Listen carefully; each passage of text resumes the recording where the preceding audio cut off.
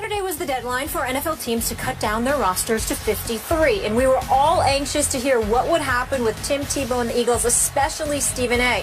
Despite playing fairly well in his final game versus the Jets, completing 11 of 17 passes for 189 yards and 2 TDs, Tebow was released. Skip, is this the end of Tebow's time in the NFL? Stephen A. Smith, that all depends on whether Tim Tebow decides to listen to some in his inner circle who believe he should go and play in Canada.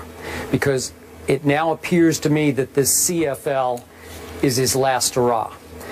And yet, before I get into the particulars of that, allow me to say I'm so happy now that I don't have to root for Chip Kelly this year. Listen, Chip Kelly, what a snake in the grass he was in the end to Tim Tebow. After all the proclamations about how much he loved Tim and this is his guy and wants him on his football team and the it factor and this and that and blah, blah, blah, blah, blah.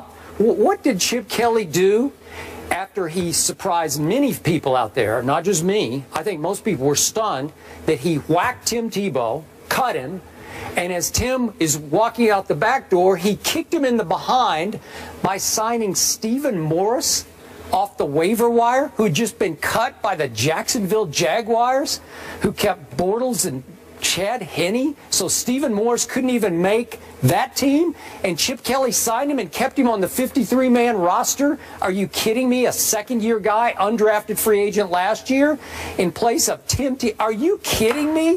What an insult that was to Tim Tebow, especially after the way Tebow played, and unfortunately you weren't around then, but his last preseason game, Tim Tebow, he showed out. He was pretty good that game. We read the numbers. And he did, you did. And he got to play in the second quarter, albeit against second-teamers, and the fourth quarter. But the 10 out of 19's a little diluted because there were 3 big drops in that game. And he threw 2 beautiful down-the-field footballs that started to look a little bit like the old unleashed Tim Tebow. He started to get a little swagger, a little rhythm, a little flow, a little momentum. We know how his emotions can carry a whole football team. And I'm thinking, okay, under huge pressure, last hurrah, last-ditch effort, he put it on the table and said, here, Chip Kelly, I've come this far. And Chip said, well, you know, he just hasn't had enough reps.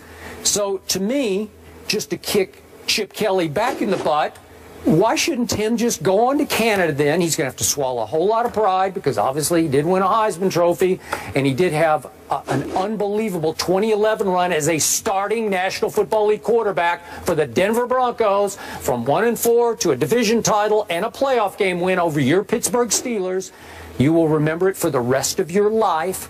Despite all that, you swallow your pride, you go to Canada, and you get your reps. The great Warren Moon had to go to Canada to get his reps and show the NFL what it was missing.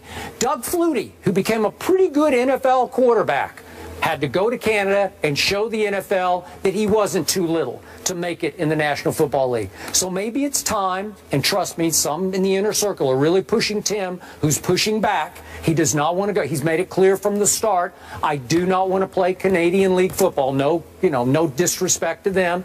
It's just that Tim thinks he belongs in the National Football League. So when his last hurrah coach, Chip Kelly, said no, and I'm signing Stephen Morris and put him on my 53-man roster, maybe you should just get angry, Tim. Maybe you should say, watch this, because TV is always going to be there for Tim Tebow. I think he proved himself well enough on this network, wouldn't you say, for his, was it a year he was here? Okay, he can always go back. He just turned 28 years of age, so Tim, just do it. Go to Canada, show them, you get your reps in, Chip Kelly, and then maybe someplace, somewhere, sometime, somebody will say, you know what? I need that on my football team. I need that guy in my locker room. I need him to run certain plays for me. Or I need him to start for me. By the end of the year, I'm sure a lot of people will say, God, our quarterback situation is dreadful. Go to Canada and show them, Tim, because I think that's the last hope. You know, you really crossed the line on this. Chip Kelly. Let me tell you something. What did Chip Kelly do to Sean? What did he do to LaShawn? Let me tell you something right now. Yeah. If I hadn't just gotten off vacation, I'd have walked off the set with that ridiculous drivel you just did. I thought it was Dan's diatribe. I'm so disgusted with you right now. You actually put me in a position where I have to defend Chip Kelly. Yes. That's where you put me in. Well, don't. I have to, because that's a bunch of nonsense that just came out of your mouth. What do you mean stabbed him in the back? You're going to defend Chip Kelly? I have to defend Chip Kelly because I'm a fair-minded man. Morris? And all the stuff that I feel about Chip Kelly, you had me throw out there. I'm talking, Molly. I gotta get on him right now. I can't believe that you sit up there and you can say that nonsensical stuff you just spewed out of your mouth. Tim Tebow, excuse me, they were raving about him. He improved his mechanics and his throwing motion. Once again, we have further evidence that he's not a quarterback. Why? Because high school quarterbacks don't have people talking about their mechanics and their throwing motion. You know why, Skip Bayless? Because it's assumed that when you play the position, that comes with it. It's the first thing you should have. So the fact that Tim Tebow is going through high school, won 2 national championships in college, went to the pros, won a playoff game, and in 2015, we're still sitting here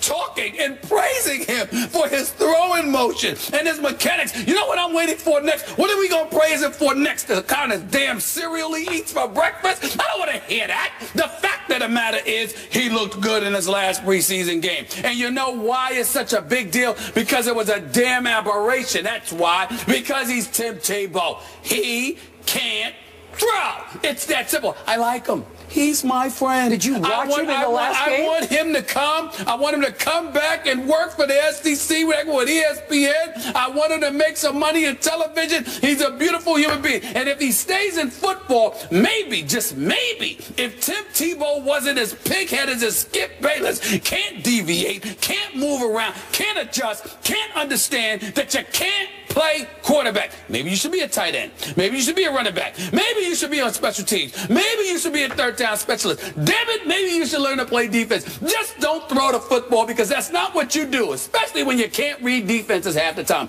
That's his problem. But you don't want to go there. Instead, you want to sit there and get on Chip Kelly for backstabbing him? Yeah.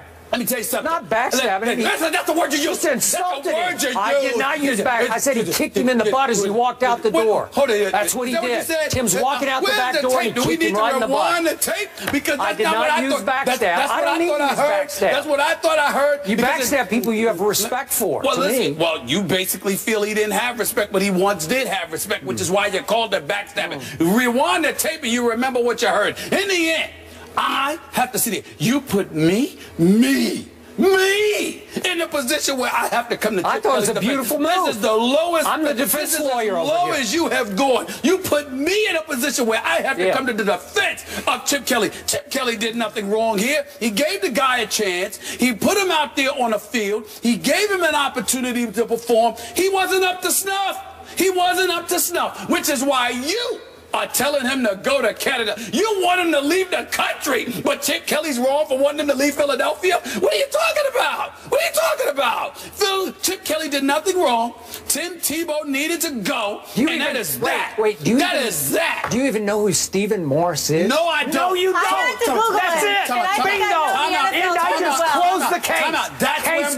That's where I'm going. What does it say to you that some dude off of Jacksonville, who we've never heard of, gets signed immediately when Tim Tebow can't? Does it not tell you? I mean, Bill Belichick has said no, okay? Bill Belichick has said no. John Fox has said no. Now you got this situation where Chip Kelly has said no. Rex Ryan sabotaged the man when he didn't have a quarterback. And he still sabotaged Tebow. When will you learn? When will you learn it is over? It is done. He needs to play another position. John Fox did not say no. He was able to sign Peyton Manning. He said yes to Peyton Manning. Well, excuse me. Well, some people would argue that Tim Tebow has a better QBR rating than even in the last 5 minutes. In the last 5. Oh, stop it. Do you understand how ridiculous that sounds? No, it's just a fact.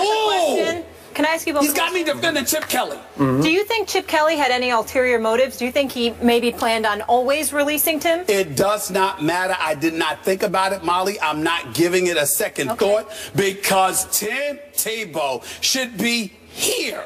He should not be playing quarterback for a National Football League team, because before he couldn't throw. So now he's improved his throwing motion a little bit in his mechanics, but he still can't read defenses quick enough. I need you to say this for the record, for tape, for camera. Sure. You're saying that it would be a waste of Tim Tebow's time to go play in Canada?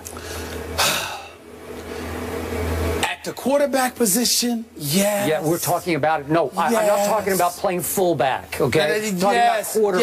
Yes. Okay. Skip. He needs to hear this. Skip. Keep going. Go ahead. Soliloquy. He needs to hear it. Yeah. Tim Tebow sat there with hold on. Tim Tebow Go ahead. Sat down with me for my radio show, Sirius XM, Mad Dog Sports Radio, Channel 82, every weekday from 1 to 3 p.m. Channel 82? 82, it was 85, now switched to 82. Wow. Switched to 82, okay. August 13th. Right. Still never been invited. But wait a minute. Tim Tebow came, sat with me, and literally looked me in my face afterwards and said, keep your eyes on it. I'm telling you, I've improved my throwing. And I said, we'll see, because he appreciates the fact, I love the guy.